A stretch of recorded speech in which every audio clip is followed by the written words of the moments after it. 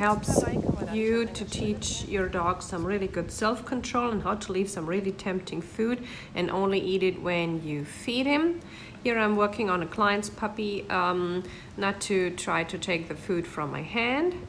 And he will progress. You can see it during the lesson. He will progress from working on my hand and nibbling and licking and pawing quite a bit to just sitting there and waiting for me to give the food to him.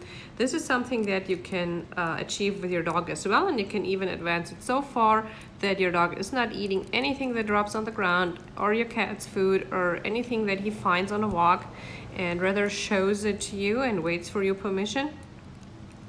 Yeah, instead of just taking it himself.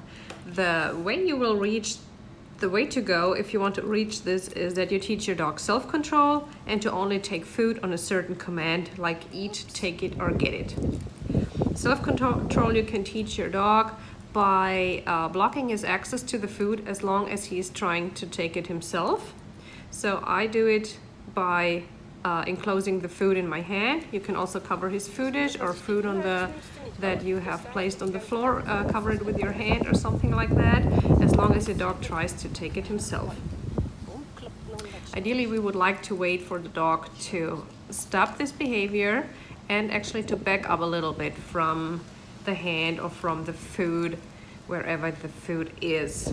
But in order to get there, it's best for the dog to figure it out himself, because on the one hand, it doesn't even take so long, and on the other hand, since he is teaching it himself, this behavior is way stronger and he will understand it way better and will remember it way better also. So when the dog stops licking the hand, we open the hand so that he can see the food. If he stays in a distance that he backed up, that we wanted to wait for as well, we can open the hand, he can see the food, and then we can give him the food, like you can see here. Good boy. Good job, Max. Good boy. That was pretty good. So I wait for him to stop licking and back up again. He does it, he sits down, I open the hand, he comes back, so I close it. He licks again, so I wait again. Good boy, I open my hand. One more time. Good boy, he stays in his... No, comes back, so close it again. When the dog stays in his position, he's scooted up even further, pick up a piece of food and feed it to your dog. Always close your hand when your dog comes back and open it up as soon as he takes a step back or goes away just a little bit or just shows you a little weight shift away from the food.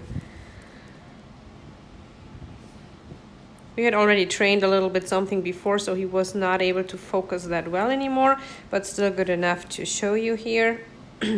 Still good enough that he had success and that he made a huge advancement during that first lesson.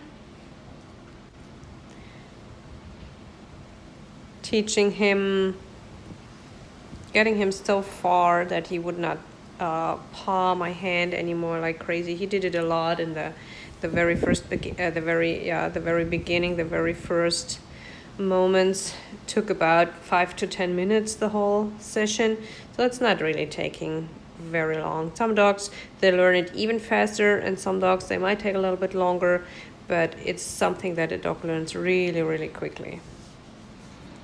And when you teach it that way, it's a strong behavior and your dog thinks he has taught it himself because he made the choice to back up from the food and just to wait for you. Okay.